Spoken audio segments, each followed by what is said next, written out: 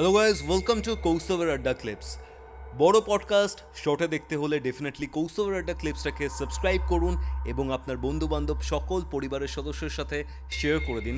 কোথা থেকে দেখছেন আজকের এই ক্লিপসটা সেটাও কমেন্ট করে জানান। তাহলে চলুন শুরু করা যাক।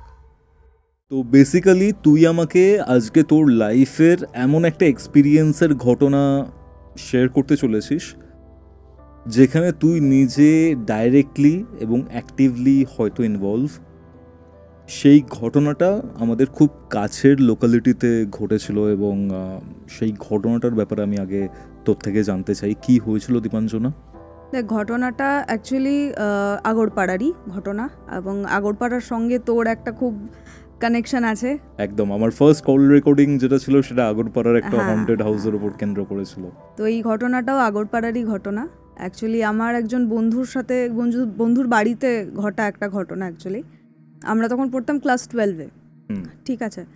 তো আমরা আমি শালপাতা বাগান বলে একটা জায়গা আছে আগরপাড়াতে, তো সেইখানকার ঘটনা, ঠিক আছে। তো আমরা যেই কোচিনে পড়তাম একসঙ্গে, সেই ছেলেটির নাম ছিল সৌরভ, ঠিক আছে। এবং আমি এবং আমাদের যে পুরো একটা ব্যাচ গ্যাং বলতে পারিস, ওই গ্যাং ছিল, সেখানে ওই সৌরভ ছেলেটি পড়তো। তো সৌরভ এবং তার মা, ওরা দুজনেই থাকতো, ওর বাবা ছিল না, ঠিক আছে, তিনি মারা গিয়েছিলেন বেশ আমাদের সাথে আলাপ হওয়ার 1-1.5 বছর আগে তিনি মারা গিয়েছেন। তো তার আগে সৌরভ থাকতো হচ্ছে সোদপুর নাটাগড় এলাকায় থাকতো। তো ওর বাবার মৃত্যুর পর আর কি ওর মা সম্পত্তি কিছুটা ভাগ পাওয়ার পর এই আগরপাড়ায় একটা একতলা বাড়ি কেনে, ওই শালপাতা বাগান এলাকাতে একতলা বাড়ি কেনে। তো সেই বাড়িটাকে ঘিরেই ঘটনাটা।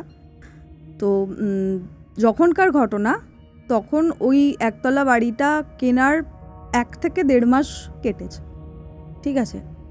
তো তারপরে একদিন যেইখান থেকে আমি ইনভলভ হওয়া শুরু হয়েছিলাম, সেটা হচ্ছে সেদিন ছিল ওই সৌরভের জন্মদিন। আমাদের সবার নিমন্ত্রণ ছিল এবং আমরা সব বন্ধুরা মিলে কেক টেক নিয়ে ওর বাড়িতে গিয়েছি সেলিব্রেট করব। তো আমরা গিয়েছি, কেক কাটা হয়েছে, খুব আনন্দ হচ্ছে, আড্ডা মারছি, খুব সুন্দর একটা পরিবেশ, ঠিক আছে। তো এমন সময় কাকিমা বললেন, ঠিক আছে কেক টেক কাটা হয়ে গেছে, এবার তোদের পায়েস দিই, জন্মদিনে যেরকম পায়েস হয় আমাদের, পায়েসটা তোদেরকে দিয়ে দেওয়া হোক। আমরা বললাম হ্যাঁ ঠিক আছে, আমরা তো খেতেই গেছি, ঠিক আছে, বাঙালি খাবার প্রিয় মানুষ। তো আমরা বলছি হ্যাঁ ঠিক আছে কাকিমা দিয়ে দাও। তো তারপরে কাকিমা সেটা কি হয়, কাকিমা নিজে রান্না করেছেন। তো আমরা সবাই, আমি খুব অবজার্ভ করতে ভালোবাসি, কে কী করছে, কে কোথায় যাচ্ছে, আমি একটু অবজার্ভ করি। তো আমি দেখছি যে কাকিমা পায়েস আনার জন্য বাড়ির বাইরে বেরিয়ে গেলেন। হওয়া উচিত ছিল রান্নাঘরে যাওয়া উচিত ছিল, কিংবা ফ্রিজ থেকে বের করা উচিত ছিল পায়েসটা, কিন্তু তিনি দেখছি গেট দিয়ে বাড়ির বাইরে বেরোলেন। অন্য কেউ নোটিস করেছে কিনা আমি ঠিক জানি না, তখনও সবাই তো আড্ডা মারতে ব্যস্ত। তো তিনি বেরোলেন, আমার একটু খটকা লাগলো।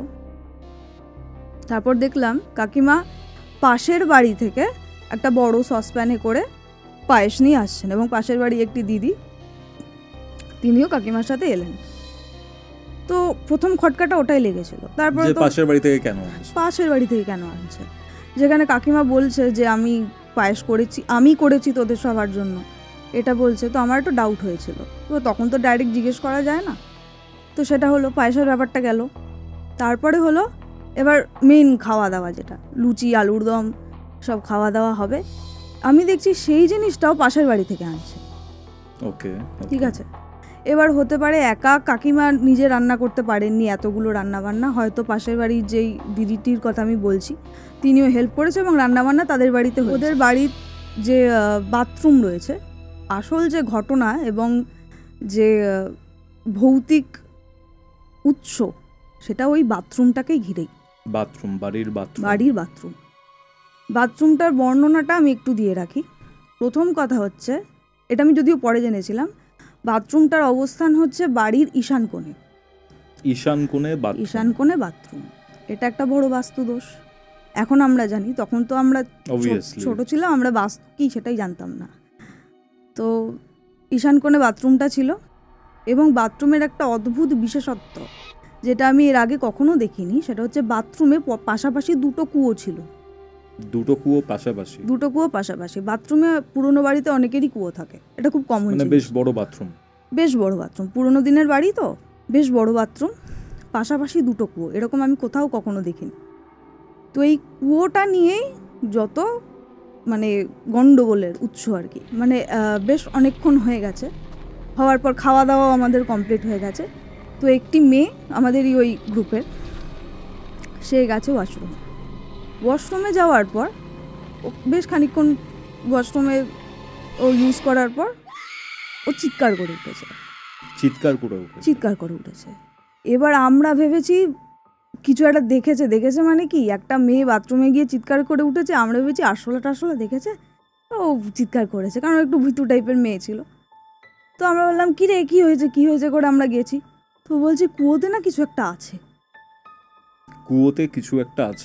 ও বলছে কুয়োতে না কিছু একটা আছে। তো কুশল বলছে হ্যাঁ ওখানে মাছ আছে। ও তো আর কি মেরে যাচ্ছে, আমি যে আওয়াজ পেয়েছি ওখানে ছলাৎ করে শব্দ হয়েছে, কুয়োতে মাছ আছে। বলছে না মাছ না, অন্য জিনিস আছে। কেন, তুই কি দেখেছিস? ও বলছে ও ওয়াশরুম ইউজ করার পর কুয়োতে ও বালতি দিয়ে জল তুলতে গেছিল। বালতিটা যখন ও মানে নিচে নামাচ্ছে, তখন মানে বালতিটা নিয়ে ও জাস্ট নিচে নামিয়ে, মানে বালতিটা নিচে নামাতে গেলে তো ওকে তো ঝুঁকতে হবে কুয়োর ভেতরে। ও যখনই ঝুঁকেছে ওর মনে হয়েছে একটা মানুষের মাথা টুক করে ডুবে গেল। মানে এতক্ষণ ভেসে ছিল, ও যেই ঝুঁকেছে টুক করে ডুবে গেল মাথাটা কুয়োর ভেতরে। তারপর ওটা দেখে ও প্রচণ্ড ভয় পেয়েছে। তো আমরা ওকে মানে কনভিন্স করছি যে না অন্য কিছু ছিল, তুই দেখে ভয় পেয়ে গেছিস, হয়তো তুই নিজের ছায়াটাই দেখেছিস, সেটা দেখে ভয় পেয়েছিস।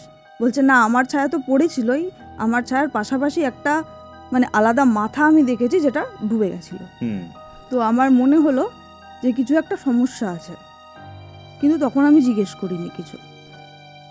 এবার খাওয়া দাওয়া হয়ে যাওয়ার পর আস্তে আস্তে একজন দুজন করে বাড়ি চলে যাচ্ছে, এবং আমাদের বাড়ি যেহেতু খুব একটা দূরে নয়, আমরা একটু ছিলাম খানিকক্ষণ। তো আমরা গল্প, হ্যাঁ আমিও তো আগরপাড়ারই, তো আমরা একসাথেই ফিরতে পারবো, তো অসুবিধা নেই। আমরা যখন কথাবার্তা বলছি, তখন যেই পাশের বাড়ির দিদিটি ছিল, যার সাহায্যে পায়েস খাবার দাবার পাশের বাড়ি থেকে আনা হয়েছিল, কাকিমা নিয়ে এসেছিলেন, তিনি বলছেন যে যেই খাবারগুলো বেঁচে গেছে তাহলে আমি নিয়ে চলে যাই, আমাদের ফ্রিজে রেখে দেবো। ওদের বাড়িতে কিন্তু ফ্রিজ আছে, সেটা আমরা দেখেছি। বলছে না হলে তো তোমাদের বাড়ি, মানে উনি বলছেন নাহলে তো এখানে রাখলে সেই নষ্টই হয়ে যাবে। এটাও আমার মাথায় ক্লিক করেছে। তুই আগেরবারও আমার সাথে রেকর্ডিং করেছিস, পডকাস্ট করেছিস, বাট এই পার্টিকুলার পডকাস্টটা করতে গিয়ে আমি যেটা দেখতে পাচ্ছি, তুই বেশ নার্ভাস। কারণ এই ব্যাপারটার সঙ্গে যেহেতু আমার বন্ধু ডিরেক্টলি মানে জড়িত, এবং ওর যা চেঞ্জেসগুলো আমি দেখেছি সেইগুলো আমার মনে পড়ছে, যে কারণে আমি যখনই ওটাকে কল আপ করছি আমার ওর মুখটা মাথায় ঘুরছে, আর ওর যে ব্যবহারে যে চেঞ্জেসগুলো এসেছিলো সেইগুলো আমার মাথায় আসছে। তারপরে এই ছেলেটি মানে সৌরভ যে আমার বন্ধু, তার মধ্যে যে চেঞ্জেসগুলো আস্তে আস্তে আমরা দেখা শুরু করলাম, সেটা হচ্ছে ওর কথাবার্তা চেঞ্জ হতে শুরু করলো। ও কিন্তু খুব ফান লাভিং একটা ছেলে ছিল, সারাক্ষণ হাসছে, ইয়ার্কি মারছে, মজা করছে, পড়াশোনাতেও ভালো ছিল যদিও, কিন্তু আস্তে আস্তে একটু গম্ভীর হতে শুরু করলো, এবং যখন তখন খারাপ কথা বলতো। খারাপ কথা কীরকম, মানে ধর তুই একটা ভালো জিনিস কিছু শেয়ার করছিস ওর সাথে, যে জানিস তো আমি অমুক জায়গায় পরীক্ষা দেব, তখন তো আমাদের কেরিয়ার গড়ার একটা টাইম, ক্লাস 12, আমি ভেবেছি আমি অমুক পরীক্ষাটা দেব, এবং আমি আশা করছি যে এই জিনিসটা যদি হয়ে যায় তাহলে ওই কলেজে আমি ভর্তি হবো, এই টাইপের একটা কথা বলছি। ও হঠাৎ করে মানে বলা শুরু করে দেবে যে হবে না, মানে এরকম নেগেটিভ, এবং আস্তে আস্তে এই নেগেটিভ কথাবার্তাগুলো না খুব ব্রুটাল জিনিসে পরিবর্তন হয়ে গেল। মানে ধর কেউ বলছে যে আমি অমুক জায়গায় বেড়াতে যাচ্ছি আমরা ফ্যামিলি মিলে, ও বলবে দেখবে অ্যাক্সিডেন্ট হয়, কেউ বেঁচে ফিরবে না। কি বলছিস? হয়েছে এরকম? না এরকম হয়নি, বাট ও বলতো, মানে কিছু কিছু কথা আবার লেগে যেত, ওকে এরকম টাইপের কথা বলতো যে দেখবি অ্যাক্সিডেন্ট হয়, কেউ বেঁচে ফিরবে না, এই টাইপের কথাবার্তা বলতো। শুনেই না গায়ে কাটা দিচ্ছে। ঠিক আছে, এবার একটা জিনিস দেখবি, এটা বলা হয় যে সব সময় ভালো কথা বলতে হয় ঘরের মধ্যে।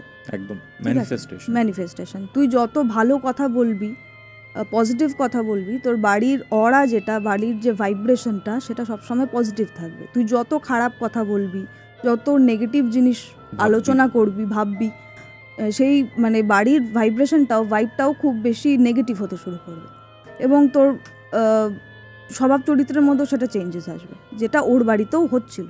কেমন লাগলো এই ক্লিপসটা ডেফিনেটলি কমেন্ট করে জানাবেন। এরকম ক্লিপস আরও দেখতে হলে এই চ্যানেলটিকে সাবস্ক্রাইব করুন।